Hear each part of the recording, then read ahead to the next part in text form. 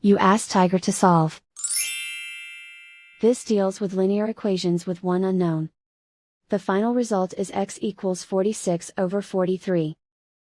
Let's solve it step by step. Simplify the expression. Expand the parentheses. Simplify the arithmetic. Expand the parentheses.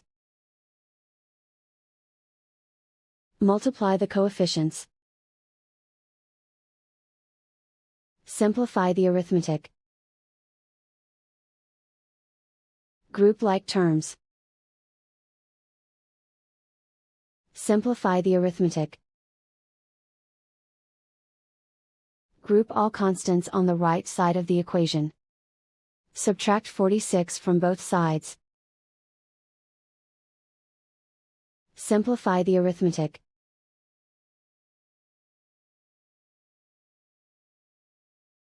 Isolate the x. Divide both sides by -43. Cancel out the negatives. Simplify the fraction.